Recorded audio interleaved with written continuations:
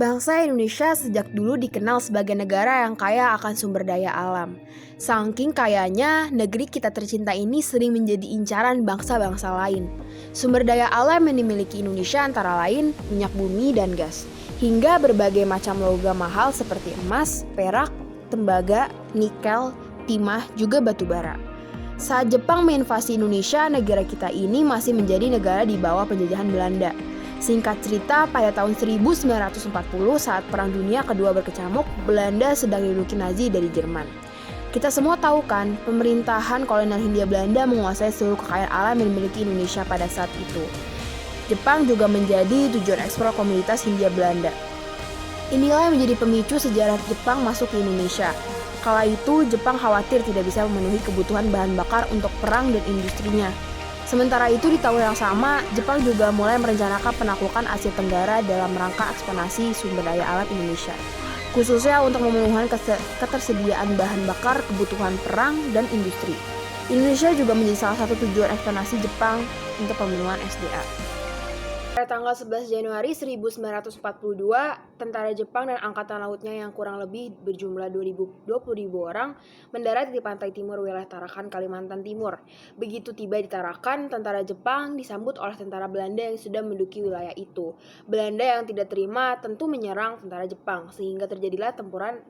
Pada tahun yang sama, faksi dari Sumatera menerima bantuan Jepang untuk mengadakan revolusi terhadap pemerintahan Belanda di Indonesia. Singkatnya, pada bulan Maret 1942, pasukan Belanda akhirnya dapat dikalahkan oleh Jepang.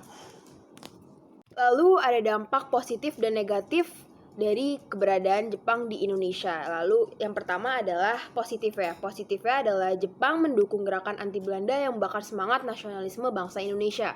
Lalu Jepang membolehkan bahasa Indonesia sebagai bahasa komunikasi nasional, sehingga bahasa resmi Indonesia atau bahasa nasional ini tidak luntur begitu saja karena keberadaan Jepang ini. Lalu dampak negatif kedatangan Jepang ke Indonesia. Pertama, Jepang menguasai daerah strategis yang dianggap penting sehingga Jepang melakukan sewenang-wenang kepada rakyat. Yang kedua, banyak rakyat Indonesia yang mengalami siksaan fisik, penahanan tanpa alasan, perbudakan seks hingga hukuman mati. Lalu yang sangat terkenal itu adalah pekerjaan Romusha. Pasti kalian tahu kan tentang Romusha? Romusha ini adalah sistem yang sangat tidak manusiawi dan menyebabkan banyak korban sehingga meninggal dunia. Jadi Romusha ini adalah sistem kerja paksa di mana orang-orang Indonesia dipaksa untuk melakukan suruhan. Nah, setelah diteliti dan setelah diamati, ternyata banyak sekali dampak negatif dari keberadaan Jepang dibanding positif keberadaan Jepang di Indonesia. Lalu Indonesia berpikir untuk menyerang Jepang, untuk membuat Jepang meninggalkan Indonesia dengan cara mereka melakukan perlawanan rakyat, yaitu adalah mereka melakukan gak cuman secara fisik, tapi mereka juga melakukan gerakan bawah tanah pun dilancarkan untuk memperoleh informasi dengan menyusup ke basis pertahanan Jepang di Indonesia. Nah, pasti kalian tahu kan tentang nuklir Hiroshima dan Nagasaki. Nah, ternyata itu adalah perlakuan Amerika terhadap Jepang, di mana akhirnya Jepang hancur habis-habisan. Lalu pada 15 Agustus 1945 yang menandai berakhirnya Perang Dunia Kedua, dan akhirnya Indonesia pun merdeka.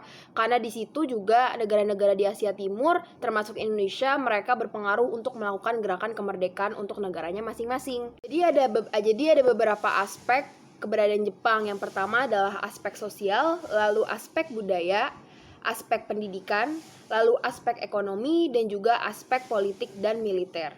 Nah, yang pertama adalah aspek sosial, di mana pemerintahan Jepang saat itu mencetuskan kebijakan tenaga kerja Romusha. Mungkin kalian udah tahu kan dan sering dengar tentang Romusha yang tadi sudah aku jelaskan. Lalu yang kedua ada aspek budaya. Pemerintahan Jepang pernah mencoba menerapkan kebudayaan memberi hormat ke arah matahari terbit kepada rakyat Indonesia loh. Dalam masyarakat Jepang, kaisar memiliki tempat tertinggi karena diyakini sebagai keturunan dewa matahari. Lalu yang ketiga ada aspek pendidikan. Sistem pendidikan Indonesia pada masa pendudukan Jepang berbeda dengan masa pemerintahan kolonial Hindia Belanda. Pada masa pendudukan Jepang, semua kalangan dapat mengakses pendidikan. Lalu ada aspek ekonomi. Sewaktu Indonesia masih di bawah penjajahan Jepang, sistem ekonomi yang diterapkan adalah sistem ekonomi perang. Saat itu Jepang merasa penting untuk menguasai sumber-sumber bahan mentah dari berbagai wilayah Indonesia. Lalu yang terakhir adalah aspek politik dan militer. Pada masa pendudukan Jepang, pemerintah Jepang selalu mengajak bekerja sama golongan-golongan nasionalis. Hal ini jelas berbeda dibanding pada masa pemerintahan Hindia Belanda.